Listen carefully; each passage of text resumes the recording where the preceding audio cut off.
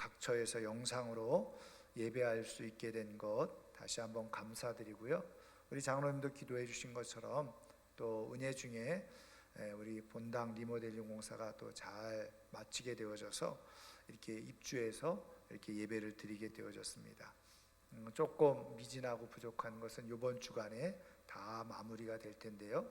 우리 계속해서 기도해 주시고, 그래서 또 아름다운 성전에서 또 함께 다 같이 모여서 예배 드릴 수 있도록 여러분 늘 기도해 주시면 감사하겠고요.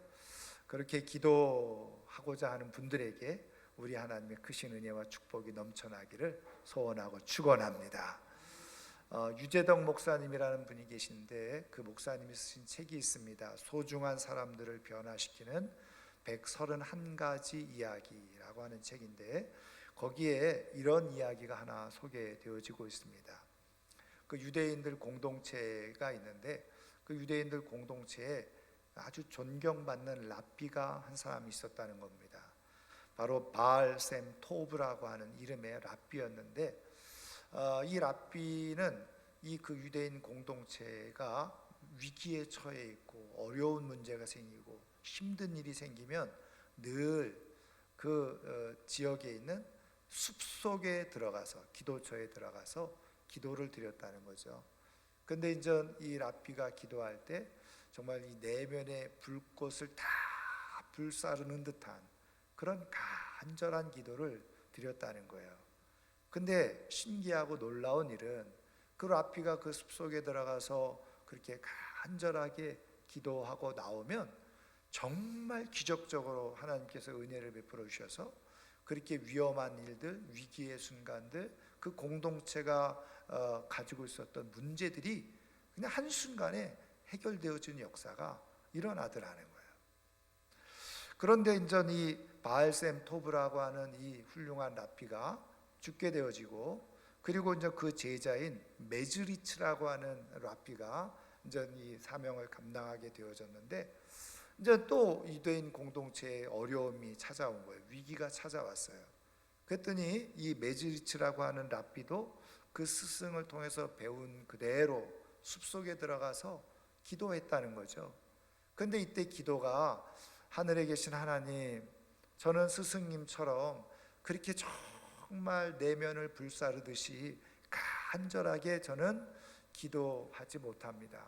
그냥 저는 기도할 뿐입니다. 이러면서 기도를 드렸다는 거예요. 그런데 하나님께서 놀랍게 역사하시고 기적을 베푸셔서 똑같이 모든 어려운 문제들, 위기의 문제들이 다 해결되어지는 그런 역사가 일어났다는 거예요.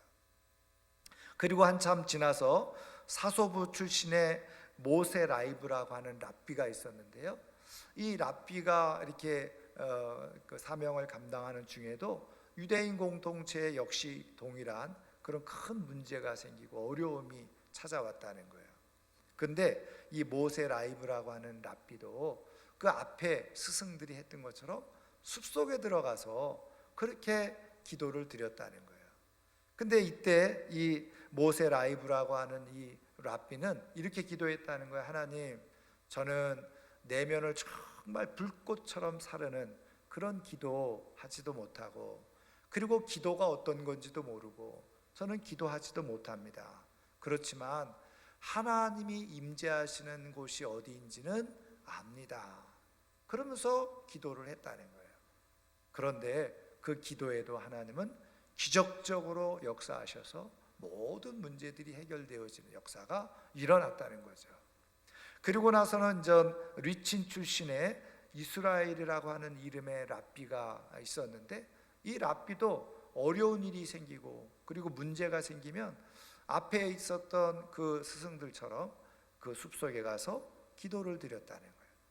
하나님, 나는 내면의 불꽃 같은 기도도 모르고 기도가 어떤 건지도 모르고 하나님이 임재하시는 곳이 어딘지도 모릅니다. 그러나 저는 하나님께 제 모든 사정을 아주 솔직하게 저는 하나님께 아뢰입니다. 그렇게 기도를 드렸다는 거예요. 그런데 그 기도에도 하나님이 역사하셔서 기적적으로 그 유대인 공동체가 가지고 있었던 모든 어려움과 문제들이 해결되어지는 역사가 일어나더라는 거죠. 하나님은 오늘도 기적을 베푸시는 하나님이신 줄 믿습니다. 기도하는 자에게 기적을 베푸시죠. 기도하는 자에게 은혜를 베푸시는 분이 바로 우리 하나님이신 줄 믿습니다. 여러분, 하나님은 오늘도 살아 역사하고 계시고, 그리고 우리에게 기적을 베풀고 계세요. 기적을 경험하는 것이 축복인 줄 믿습니다. 여러분, 성경은 기적의 책이다 이렇게 말해도 틀리지 않아요. 하나님께서 행하셨던 놀라운 기적들을 다 기록해 놓은 책이 바로 성경이죠. 그럼 하나님은 왜 이렇게 성경에 하나님의 그런 기적들을 기록해 놓으셨느냐는 거죠. 여러분, 기적이라는 말이 무엇입니까? 우리가 상식적으로 이성적으로 이해할 수 없는 기이한 일, 그게 바로 기적이거든요. 그러니까 우리가 상식적으로 이성적으로 헤아릴 수 없고 이해할 수 없는 일이 일어나는데 그것이 바로 기적이라는 거예요. 그러니까 성경에 우리가 상식적으로 인간적으로 이해할 수 없는 그런 일들이 일어나죠. 그러니까 성경에 있는 이런 기적의 이야기들을 보면서 믿음이 없는 세상 사람들, 믿음이 없는 사람들은 이런 일이 어떻게 일어나? 왜? 상식에 반한 이야기고 우리가 이성적으로 볼 때 도저히 일어날 수 없는 일이니 믿지를 못하는 거죠. 그래서 어떻게 얘기합니까? 성경은 다 꾸며낸 가짜 이야기라고 생각을 하죠. 신화와 같은 이야기라고 하고 동화와 같은 이야기라고 치부해 버립니다. 그러나 하나님은 성경을 통해서 분명히 하나님의 기적을 우리에게 말씀해 주고 계시다는 거예요. 하나님은 왜 이런 기적의 이야기를 말씀해 주고 계세요? 그리고 이걸 왜 기록해서 우리에게 들려주고 계십니까? 하나님은 어제나 오늘이나 동일하게 역사하고 계신 분이고 살아계신 분인데, 오늘도 하나님은 이런 기적의 역사들을 얼마든지 나타내시고 일으키실 수 있다는 것을 우리에게 보여주시고 말씀해 주시기 위한 거예요. 그리고 하나님은 우리 모두가 다 이런 하나님의 기적의 현장의 주인공으로 살아가기를 원하셔서 오늘 우리에게 말씀해 주고 계시다는 거예요. 저는 2021년 새해를 열면서 우리 사랑하는 성도님들의 모든 가정마다 일터마다 기적의 하나님의 역사가 나타나고 거기에 함께 참여하는 주인공이 되는 성도님들 다 될 수 있기를 주님의 이름으로 축원합니다. 그러면 어떻게 이런 하나님의 기적을 우리가 경험할 수 있느냐는 거죠.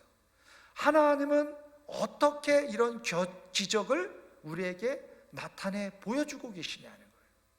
오늘 우리가 읽은 성경 말씀을 통해서 우리가 한번 하나님의 기적이 어떻게 나타나고 있는지 우리가 한번 살펴보려고 하는데요. 오늘 우리가 읽은 말씀은 아브라함의 아들인 이삭이, 아브라함이 이제 죽고 나서 그가 헤브론에서 거주하고 있다가 기근과 흉년을 만나게 돼요.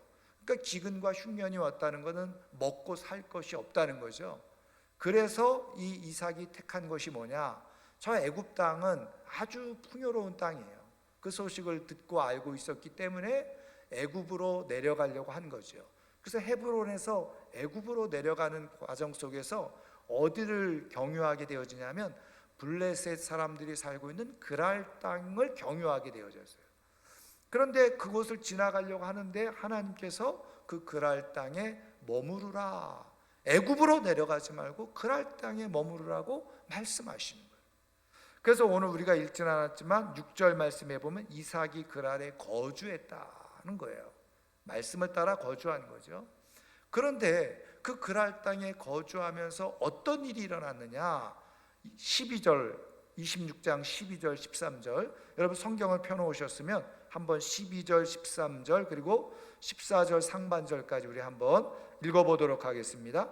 이삭이 그 땅에서 농사하여 그 해에 100배나 얻었고 여호와께서 복을 주심으로 그 사람이 창대하고 왕성하여 마침내 거부가 되어 양과 소가 떼를 이루고 종이 심히 많으므로. 여기까지. 그러니까는 그 땅에서 그랄 땅에서 농사를 지었는데 수확이 100배나 되었다는 거예요. 그리고 뿐만 아니라 창대하고 왕성해졌다는 겁니다. 그리고 소떼, 양떼, 종들까지 심히 많아졌다는 거예요. 근데 저는 이 말씀 속에서 제 마음에 탁 꽂히는 단어가 뭐였냐면 마침내 거부가 되어졌다는 거예요. 여러분, 이 마침내라는 것은 뭐예요? 모든 것이 다 완성되어지는 그런 상황을 설명할 때 마침내 이렇게 얘기하잖아요. 여러분, 그 영어 성경을 보면요, 더 실감 있게 그 표현되어졌는데, 어떻게 표현되어졌냐면 영어 성경에는요, 완전한 부자가 될 때까지 계속해서 하나님께서 그 부를 증진시켜 주셨다는 거예요. 확대시켜 주셨다는 거예요. 완전한 부자가 될 때까지 하나님께서 계속해서 부를 채워주셨다. 그게 바로 영어 성경의 표현인데, 저는 히브리어를 원어를 보니까 그게 더 정확한 표현인 것 같아요. 어쨌든 우리 성경에는 마침내 거부가 되어졌다는 거예요. 여러분, 이렇게 말하니까 야, 그랄 땅이 굉장히 비옥한 땅이었나 보구나, 좋은 땅이었나 보구나, 하나님이 그곳에 있으라고 했으니, 우리가 그렇게 생각할 수도 있고요. 야, 이삭은 굉장한 농사꾼이었나 보구나, 야, 농사 전문가였나 보네, 이렇게 100배의 수확을 얻을 수 있으니 우리는 이렇게 생각하기 쉬워요. 여러분, 그랄 땅이라는 곳이 그렇게 비옥한 땅은 아닙니다. 그리고 더 중요한 사실은 이삭은 농사꾼 출신이 아니에요. 이삭은 유목민이었습니다. 목축을 하는 사람이었어요. 그리고 여기저기 양떼들 거느리고 떠돌아다니는 그런 사람이었어요. 농사의 농자도 모르는 사람이었어요. 그런데 오늘 말씀 12절에도 나와 있는 것처럼 여호와께서 복을 주심으로, 한마디로 말하면 그랄 땅에 이삭이 머물면서 하나님의 기적을 경험하게 되어졌다는 거예요. 여러분, 이삭이 기적을 경험한 이유가 뭐예요? 말씀대로, 하나님의 말씀대로 그랄 땅에 머물렀기 때문에 그래요. 그러면 우리는 쉽게 아이고, 하나님이 머물라고 해서 머물렀으니 그렇게 할 수 있었겠지라고 생각하기 쉬워요. 그런데 이 상황을, 당시의 이 상황을 잘 우리가 살펴보면요, 거꾸로 이삭은 그랄 땅에 거주할 수 없고 거주해서도 안 되는 그런 위치에 있었던 사람이었다는 거예요. 여러분, 우리가 잘 아는 것처럼 이삭의 아버지 아브라함이죠. 아브라함의 고향이 어디입니까? 아브라함의 고향은 메소포타미아 갈대아 우르입니다. 거기에서 2000km 이상 하나님이 말씀하신 것을 따라서 지금 이 가나안 땅에 이주해 온 거예요. 오늘날로 말하면 그냥 이주민입니다. 우리식으로 요즘 표현하면 해외에서 유입해 들어온 그냥 동포도 아니고 외국인이에요. 이주민. 여러분, 지금 우리 사회에서도 그런 해외에서 유입해 와서 그냥 근로자로 일하는데 일자리 다 빼앗긴다, 뭐 그런 얘기도 있습니다만은, 여러분, 고대 사회는 이게 더 심각했죠. 그러니까 뭐 인종적으로, 민족적으로, 종족적으로 얼마나 치열한 자리 다툼을 하는 세계였습니까? 그런데 이 땅에 있는 원주민들 입장에서 볼 때는 아브라함, 이삭 달가웠겠습니까? 절대로 환영할 만한 사람들이 아니에요. 왜? 자기네들이 살아가야 될 터전을 빼앗고 차지하게 되어지니까 말이죠. 그 가운데서 가장 적대적인 사람들 중에 한 사람이 바로 블레셋 사람들이었어요. 이 사람들은 아주 호전적입니다. 싸우기 좋아하고 전쟁하기 좋아하는, 그리고 좋은 무기도 가지고 있는, 어쩌면 그 가나안 지역에서는요, 절대적인 위치를 차지하고 있었던 그런 민족이 바로 블레셋 민족이었어요. 물론 아브라함 때에 약간의 화친도 있었기는 했습니다만은 그게 본질적인 관계는 아니었어요. 그러니까 힘이 약한 이삭 입장에서는요, 사실은 블레셋하고 되도록이면 멀으면 멀수록 좋은 거예요. 그러니까 블레셋 땅으로 지나가면서 거기에 머무르지 않고 애굽으로 가려고 했던 것 아니겠어요? 그러니까 한마디로 말하면 여러분, 이 이삭에게 있어서 그랄 땅은 좋은 곳이 아니에요. 안전한 곳이 아닙니다. 오히려 위험스러운 곳이고 부담스러운 곳이고 두려운 곳이었다는 거예요. 여러분, 이런 내용을 이삭만 알고 있었을까요? 그렇지 않아요. 이삭의 아내였던 리브가라든지 그 두 아들이었던 에서와 야곱도 충분히 알 수 있었을 거예요. 여러분, 지금 이 이삭이 이 상황 속에 놓여져 있을 때가 정확하게 언제인지는 밝히고 있지는 않습니다만은, 그러나 25장에 보면 아브라함이 죽었어요. 175세에. 그러면 이때 야곱과 에서의 나이가 몇 살이었을까? 이제 그 계산해 보면 이삭이 100세에 태어났죠. 40세에 결혼했으니까 아브라함의 나이가 140세 때 결혼했겠죠. 그리고 에서와 야곱은 언제 태어났어요? 20년이 지나서 태어났어요. 이삭의 나이 60세, 아브라함의 나이 160세에 손자를 본 거예요. 야곱과 에서를 본 거죠. 그리고 아브라함이 175세에 죽었으니 손자였던 에서와 야곱은 15살. 여러분, 그리고 나서 아브라함 장사 지내고 헤브론 땅에 머물고 있다가 기근과 흉년이 나서 애굽으로 내려가려고 했던 거잖아요. 그래서 대략 그냥 우리가 유추해 보면 10대 후반, 에서와 야곱이 10대 후반, 20대 초반 정도, 이 정도 될 수 있을 거예요. 여러분, 그때 되면 다 보는 게 있고 느끼는 게 있고 아는 게 있을 나이잖아요. 생각이 있는 나이예요. 그러면 블레셋과 지금 자기네들과의 관계가 이렇게 안전한 관계, 좋은 관계가 아니라는 것 정도는 이미 에서와 야곱도 알았을 거고, 리브가도 거기에 살면서 거기에 있는 원주민들과의 관계 속에서 불편한 관계가 있다는 것을 충분히 알고 있었을 겁니다. 그러니까 이삭이 야, 애굽으로 가자 해서 모든 식솔들이 따라 나온 거예요. 근데 가다가 그랄 땅을 지날 즈음에 이삭이 뜬금없이 하나님께서 그랄 땅에 머물라고 하신다, 우리가 이 땅에 머물러야 되겠다. 그랬을 때 모든 상황을 알고 있는 리브가나 에서와 야곱의 입장에서는 어떤 생각이 들었겠어요? 아버지, 혹시 잘못 들은 거 아니에요?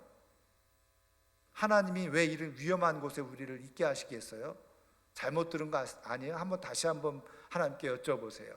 그러면서 여러 가지 리브가나 에서와 야곱도 그랄 땅에 머무는 것에 대한 어떤 반론을 제기할 수도 있었을 거예요. 왜? 그 땅이 위험한 땅이라는 걸 알았기 때문에, 좋지 않은 상황 속에 놓여져 있는 곳이라는 것을 알고 있었기 때문에 그렇죠. 그런데 결론을 얘기하면 결국은 어떻게 해요? 이삭이 그 땅에 머무르게 되어지죠. 여러분, 아마 리브가에게 설명을 했을 거예요. 에서와 야곱에게도 얘기를 또 했겠죠. 그러면 이삭이 왜 그 땅에 머물기로 결심을 했느냐는 거죠. 여러분, 그 비밀이 오늘 우리가 읽은 본문 말씀 3절과 4절에 있습니다. 자, 우리 3절과 4절을 다 같이 한번 읽겠습니다.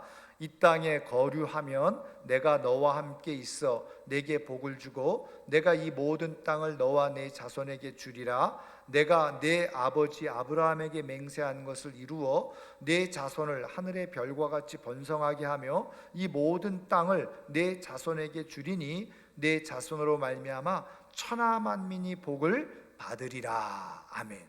이거 하나님께서 지금 말씀하신 거죠. 2절에 보면 여호와께서 이삭에게 나타나 이르시되, 그러면서 애굽으로 내려가지 말고 내가 내게 지시하는 땅에 거주하라. 그랄 땅에 거주하라고 그러는 거예요. 그리고서는 이 땅에 거류하면, 그러면서 하나님께서 약속의 말씀을 이삭에게 해주신 거예요. 그래서 내가 너와 함께 있어서 내가 너에게 복을 줄 것이고 이 모든 땅을 내 자손에게 줄 것이다. 그러면서 하나님께서 약속의 말씀을 해주신 거예요. 그러니까 사실은 말씀드린 것처럼 이삭의 입장, 그 가족들의 입장으로서는 이 그랄 땅에 머무르고 싶지 않았어요. 왜? 위험하고 안전하지 못하고 두려움이 있는 땅이고, 그리고 어쩌면 자신들의 모든 가지고 있었던 생명이나 재산까지도 블레셋 사람들에 의해서 다 빼앗길 수밖에 없는 그런 상황에 놓여져 있을 수 있는 곳이었기 때문에, 그런데 하나님이 그곳에 머물라고 하시면서 내가 이곳에 머무르면 내가 너에게 복을 주겠다, 이 땅을 차지하게 해주겠다라고 하나님께서 약속해 주신 거예요. 말씀해 주신 거예요. 그러니까 이삭과 그의 가족들이 그 하나님의 약속의 말씀을 믿고 그 위험한 그랄 땅에 머무르고 거주하게 되어졌다. 그랬더니 결과적으로 어떻게 해요? 하나님께서 그 땅에서 처음 난생 처음 아마 이 이삭이 농사를 지었을 거예요. 그런데 거기에 한 번 지은 농사가 100배 그냥 수확이 이루어져요. 하나님께서 복을 주시고 점점 완전한 부자가 될 때까지 계속 하나님께서 채워주시는 은혜가 있는 거예요. 기적이 역사가 나타나게 되어졌다. 여러분, 여기서 하나님께서 기적을 일으키시는 하나님의 방법을 우리에게 가르쳐 주고 계세요. 그러면 거꾸로 우리는 그런 하나님의 기적을 어떻게 경험할 수 있는지도 하나님은 우리에게 말씀해 주고 계세요. 하나님의 기적은 어디에서 나타나느냐? 하나님의 기적은 어떻게 나타나느냐? 하나님의 기적은요, 성경을 가만히 읽어보세요. 하나님께서 일으키시는 기적의 모든 현상과 상황을 가만히 살펴보면 기억하세요. 좋고 편하고 안락한 곳에서는 절대로 일어나지 않아요. 희한하고 놀라운 일은 하나님의 우리가 생각할 수 없는 놀라운 기적적인 일들은요, 꼭 위험한 곳, 어려운 곳, 수고스러운 곳, 때로는 고통을 감수해야 될 만한 그런 상황 가운데, 그리고 그런 위치 가운데 놓여져 있을 때 하나님의 기적이 나타나더라. 여러분, 하나님은 왜 그렇게 기적을 베푸시나요? 그냥 우리가 조금 편하고 쉽고 그냥 이렇게 있을 때 기적을 일으키시면 얼마나 좋을까요? 그런데 여러분, 우리는 생각하기를 내가 모든 조건이 다 갖춰진 가운데서 기적이 일어나도 나는 잘 믿을 거라고 생각하지만, 우리의 인간의 본성상 인간은 절대로 그런 존재가 아니에요. 제가 그냥 예를 하나 들자면, 어떤 사람이 명문대를 나왔어요. 실력이 출중해서 대기업에 입사를 했어요. 그때 대기업에서 처음 초봉 연봉이 말이죠, 뭐 5천만 원, 8천만 원 이렇게 됐다고 생각해 보세요. 그러면 그 젊은이는 그거를 기적으로 생각할까요? 기적으로 생각 안 해요. 왜?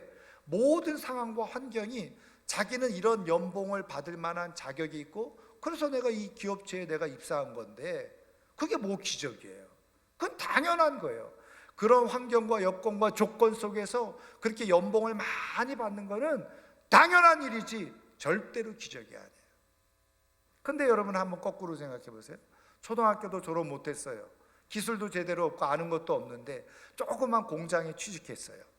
그래가지고 그냥 열심히 일했는데 1년 지나고 나니까 그 공장 사장님이 불러가지고는, 야, 내년부터 너 연봉이 1억이야. 그럼 뭐라고 생각하겠어요? 이게 웬 떡이냐? 세상 사람들은 웬 떡이라고 얘기하겠죠. 이게 진짜 현실일까? 볼을 꼬집어보고 그럴 거예요. 그런 거를 내가 상상할 수 없는 일이 일어난 걸 뭐라고 그러는 거예요? 있을 수 없는 일이 일어났을 때 기적이구나, 이렇게 생각하는 거예요.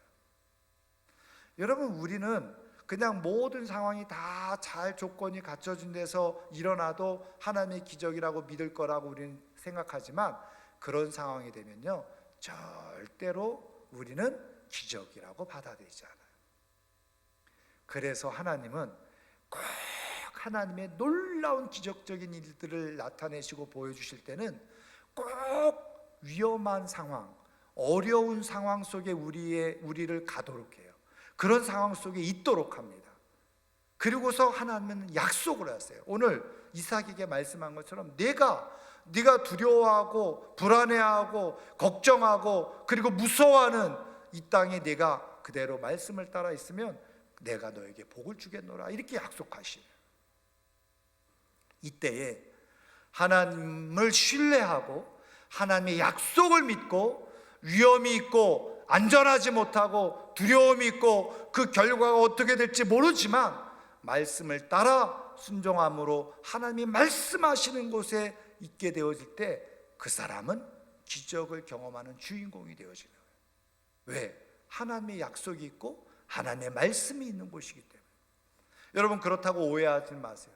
모든 위험한 곳, 모든 힘든 곳이 다 하나님의 기적이 일어나는 곳은 아니에요. 하나님이 기적을 베푸실 때 우리의 마음 가운데 특별히 그렇게 인도하신다는 거예요. 야, 저거는 굉장히 어려운 상황이야, 힘든 상황이야, 저런데 왜 가? 저런데 있을 이유가 뭐 있어? 그런데 하나님은 마음속에 말씀하시는 거예요. 우리의 영으로 말씀하시는 거예요. 네가 그곳에 있어야 돼. 네가 그곳에 가야 된다.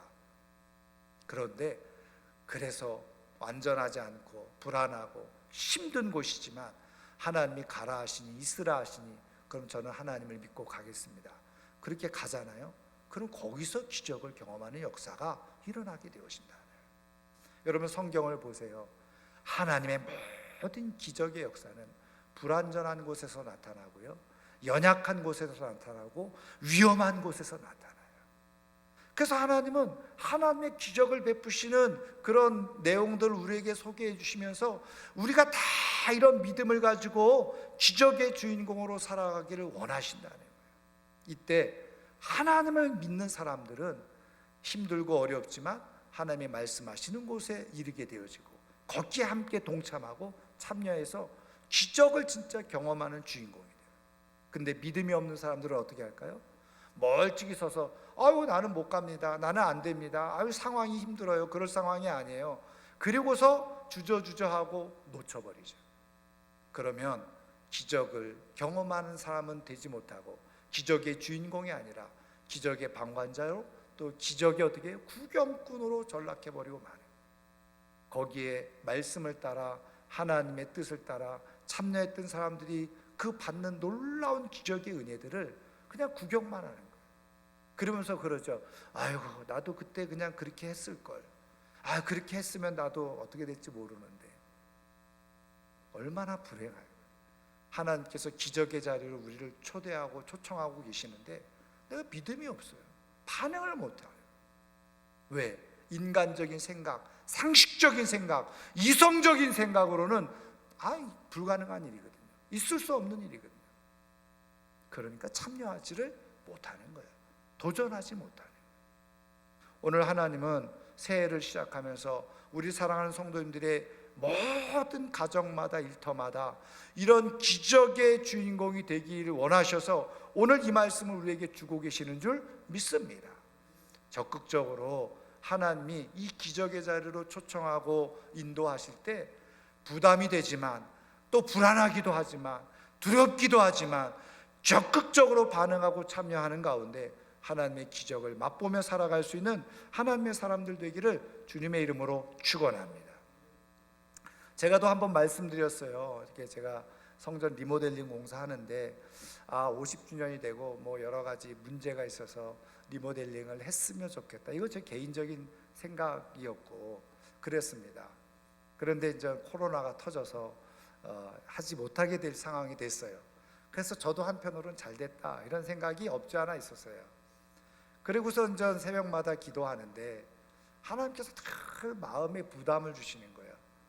나중에 문제가 생기면 어떡하나, 주변에서 시끄럽다라고 그러면 어떡하나, 뭐 이런 생각들이 계속 되는데 기도하는데 하나님께서 하도록 마음을 자꾸 주시는 거예요. 그래서 저는 부담이 돼서 안 했으면 좋겠다, 안 했으면 좋겠습니다. 근데 하나님이 바로 이때가 해야 될 때라는 마음을 강하게 주셨어요. 제가 말씀드린 것처럼. 그래서 그러면 제가 하나님 모르겠으니까 항존직들 모여가지고 한번 결정을 하겠습니다. 하나님이 뭐 뜨시면 항존직들이 하자고 그런 대로 하겠습니다.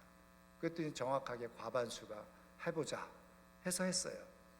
그래가지고 업체들을 좀 뭐 이렇게 선정하는 과정 속에서 제가 생각했던, 그리고 재직기에서도 말씀드렸던 것처럼 3억 정도면 다 공사를 할 수 있을 거라고 생각했어요. 근데 견적을 받아보니까 3억 가지고는 턱도 없는 거예요. 그래서 또 이게 한숨이 나오기 시작하는 거예요. 3억도 뭐 적지 않은 돈이고 우리 교회 형편으로는 좀 부담이 되는 돈일 수도 있겠지만, 그래서 다시 고민을 하기 시작한 거죠. 그래서 하나님, 아니 이렇게 견적 내는 데마다 왜 이렇게 비싸게 내고 우리로서 부담스러운 금액인데 이게 뭐 해야 됩니까 말아야 됩니까? 그러면서 제가 고민을 했어요. 사실은. 그래도 하나님이 주시는 거예요. 마음을 하라는 거예요. 그러면서 이렇게 말씀하셨어요. 제가 그 기도하고 또 특별히 하나님께서 주시는 음성이나 응답 같은 거를 이렇게 적어 놓는 데가 있는데, 너무 그게 분명하고 선명해서 제가 그걸 다 기록을 해놨어요.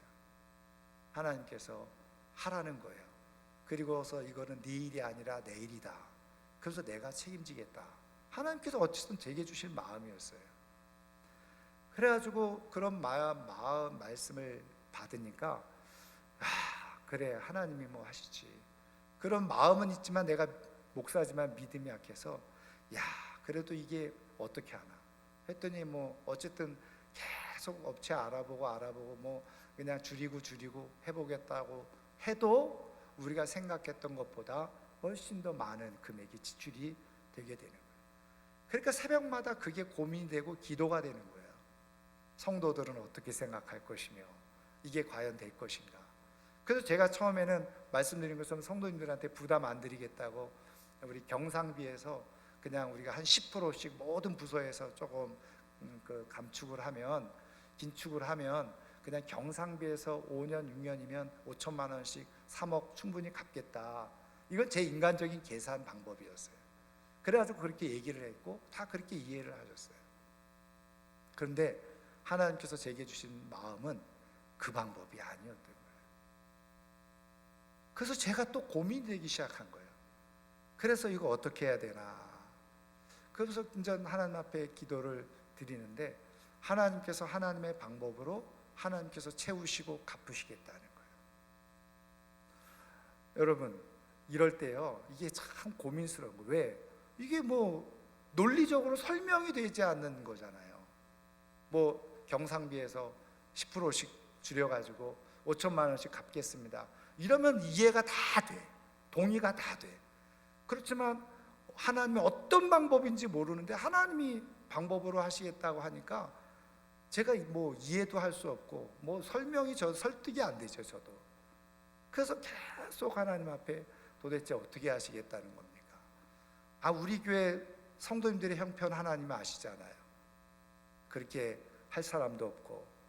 그때 하나님이 저한테 아주 충격적인 말씀을 하세요. 너는 성도들을 믿느냐? 나를 믿느냐? 제가 성도들을 불신한다는 의미가 아니에요. 성도들의 재정적인 능력을 믿고 하면 이거는 못하죠. 우리 교회 성도님들의 재정적인 능력, 하나님이 말씀하세요. 너는 성도들이 이 일을 하는 거라고 믿고 있느냐? 성도들을 믿느냐? 아니면 나를 믿느냐? 제가 그 자리에서 눈물이 나왔어요. 목사지만 저는 하나님을 믿습니다. 오늘 기적을 행하시는 하나님, 모든 것을 창조하신 하나님, 그리고 그 하나님이 오늘도 우리 교회를 사랑하시고 우리 교회를 통해서 일하기를 원하시는 하나님을 저는 믿습니다. 성도들의 재정 상태를 믿는 게 아니라 저는 전능하신 하나님을 믿습니다. 근데 제가요 이랬어요. 근데 하나님, 제가 이렇게 장로님들에게 말씀드리고 성도님들에게 말씀드리면 장로님들이나 성도님들이 이해할까요? 왜 그 경상비에서 5천만 원씩 줄이면 논리적으로 딱 맞는데. 그랬더니 그리고 나서 말씀으로 응답하시겠다는 거예요. 그래서 제가 새벽 예배 마치면 제 방에 가가지고 큐티를 하거든요. 근데 말씀의 생명의 말씀 그 큐티를 하는데, 여러분 아마 생명의 삶 큐티 하시는 분들은 동일한 본문을 보셨을 건데, 다니엘서 보면 그냥 저는 그 날짜대로 하니까. 근데 다니엘서 1장에 다니엘이 바벨론 포로로 붙잡혀 갔잖아요. 그러니까 이제 환관장이 이 사람들을, 이 소년들을 왕 앞에서 잘 세우기 위해서 3년 동안 왕의 음식을 먹게 하잖아요. 근데 다니엘이 그걸 거부했죠. 환관장이 깜짝 놀래가지고 그러면 내가 화를 당한다. 그랬을 때 이 다니엘이 이렇게 얘기를 해요. 그러면 열흘 동안 한번 시험해 보십시오. 그래서 시험을 했더니 왕의 음식을 먹은 소년들보다 훨씬 낯빛이 좋았다는 거예요. 그래서 결국은 왕의 음식을 먹지 않고 3년을 지나게 되는 이제 그런 일이 일어났다는 거죠. 근데 그 말씀을 쭉 묵상하는데 하나님께서 제게 주신 응답이 그거였어요. 야, 못 믿겠냐? 장로님들이나 성도님들이 못 믿겠다고 그러냐? 1년 동안 시험해 보라는 거예요. 1년 동안 그럼 시험해 보면 되지 않냐? 열흘 동안 시험해 보면 되지 않겠습니까? 1년 동안 시험해 보면 되지 않겠냐? 경상비 정상적으로 다 지출하고, 오히려 교회의 사명인 선교를 더 확대하고, 경상비에서 쓸데없이 빚 갚으려고 하지 말고, 내가 갚고 내가 모든 것을 이루니 교회의 사명을 감당하라. 시험해 보면 되지 않냐? 1년 동안. 그래서 제가 장로님들에게 말씀드렸더니 장로님들이 어쨌든 동의를 다 해주셨어요. 굉장히 감사한 일이에요. 근데요, 그렇게 제가 응답이 들었지만, 말씀을 받았지만 믿음이 없어요. 새벽마다 사실 기도하고 있어요. 하나님이 어떻게 일하실지. 그래서 제가 그러면 하나님 1년 동안 제가 그랬어요. 1억만 갖게 해주세요. 작정하지 않고 경상비에서 나가지도 않고, 하나님 그냥 1억만 갚게 해주시면 제가 좀 믿음이 생길까 모르겠어요. 그때 그게 제 마음이에요. 하나님께서 웃으시면서, 야, 내가 그렇게 째째한 사람이 아니라, 사람이 아니죠. 내가 그렇게 째째하게 보이냐? 내가 하면 5억도 다 갚을 수 있고, 한 사람이 5억을 갚을 수도 있고 1억씩 5사람이 갚을 수도 있어. 왜 자꾸 너는 내 생각에 갇혀있니? 이런 말씀을 주시는 거예요. 저는 사실은 하나님이 어떻게 행하실지는 저도 몰라요. 어쨌든 제게 말씀해 주신 하나님을 저는 믿고 새벽마다 사실 기도하고 있어요. 마치 엘리야가 하나님께서 비 주실 것을 들었고, 그런데 하늘은 맑고 저쪽에서 구름 한 조각 있는 거 보고 계속 비 올 때까지 기도하는 심정으로 저는 매일 새벽마다 기도하고 있어요. 하나님께서 어떻게 기적을 행하시겠습니까? 하나님께서 어떻게 역사하시겠습니까? 우리 교회 성도들의 형편을 다 아시는데 하나님이 어떻게 하시려고 하십니까? 근데 제가 그렇게 새벽마다 간절하게 기도할 때마다 하나님은 진짜 까마귀처럼 사람들을, 성도님들을 통해서 헌금을 하세요. 어떤 분은 퇴직금을 미리, 어떤 분은 적금 붓고 있던 걸 깨서, 제가 그런 거를 볼 때마다 내가 믿음이 너무 없구나. 하나님이 자꾸 저에게 사인을 보여주고 계시는 거예요. 도저히 할 수 없는 분들이 하시고 계세요. 근데 하나님께서 저에게 주신 감동은 뭐냐면, 내가 이 교회에 기적을 베풀 텐데 가정을 통해서 기적을 베풀 거고 기업을 통해서 기적을 베푼다. 하나님이 그렇게 마음을 주셨어요. 어떤 사람, 이 수고스러운 일에 이 이삭처럼 위험스러운 일이지만, 어려운 일이지만, 수고스러운 일이지만 하나님이 하라고 하시니 감동을 받고 순종하는 사람들에게 하나님의 기적을 베푸신다면, 저는 제가 이렇게 설교를 하면서도 사실은 저는 여전히 죄송하지만 불안해요.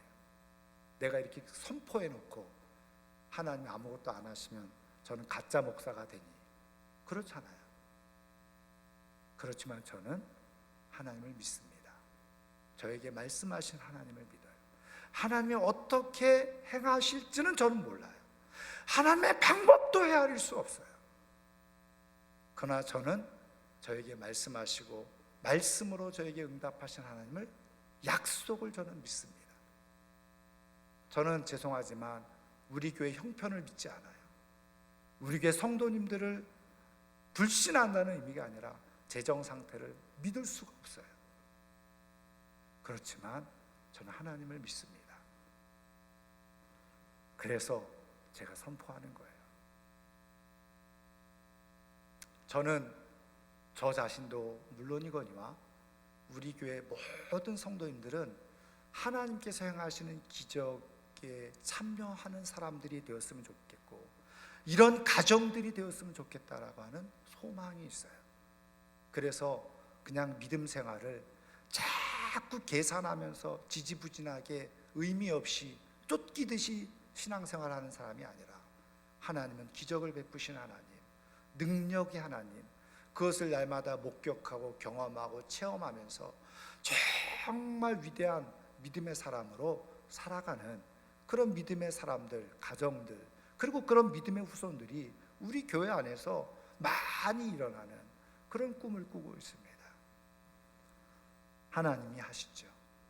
하나님이 하시고자 하는 이 일에 우리가 다 하나님께 주시는 감동을 따라서 우리가 참여함으로 인해서 이 기적의 현장에 주인공으로 살아갈 수 있는 하나님의 사람들 되기를 주님의 이름으로 축원합니다. 이제 말씀을 마치려고 하는데요, 어느 목사님이 쓰신 간증의 내용인데 자기 교회에서 있었던 일을 간단하게 써놓으셨어요. 어떤 얘기냐면 그 교회가 이제 건축하게 되어졌는데, 근데 이제 어쨌든 건축하고 그러면 요즘은 다 부담을 안잖아요. 교인들이 떠나가기도 하고. 그런데 젊은 집사님 한 분이 있는데, 이분이 이제 교회 새로 짓는다고 그러니까 불만도 있고 자기 형편도 안 되고 조그만 컴퓨터 수리업체 하고 있고 부품 이렇게 하는 그런 영세한 개인 사업을 하고 있는 집사였는데, 이제 말만 하면 불만 얘기하고 지금 교회 이런데 힘든데 다 살기 어려운데 교회를 또 짓냐 그러고 막 이제 이런 불만이 있는 거예요. 그리고 나름대로 하나님 앞에서는 나는 지금 이 영세한 업체 제대로 수입도 없는데 이거 운영해 가는데도 어려운데 먹고 살기도 힘든데 무슨 건축 헌금을 해, 이러고 이제 있었다는 거예요. 그런데 어느 날 말씀을 쭉 이렇게 읽다가 한 말씀을 읽었는데 그게 뭐냐면 과부가 2 렙돈을 드렸을 때 주님께서 그 모습을 보시고 생활비 전부를 드렸구나 그러면서 축복하시고 칭찬하신 내용을 이분이 이제 읽게 된 거예요. 여러분, 하나님께서 감동을 주시는 방법은 여러 가지지만, 그러니까 평상시 같으면 그냥 읽고 지나갈 수 있는 얘기인데 그게 갑자기 젊은 집사님 마음 가운데 확 들어온 거예요.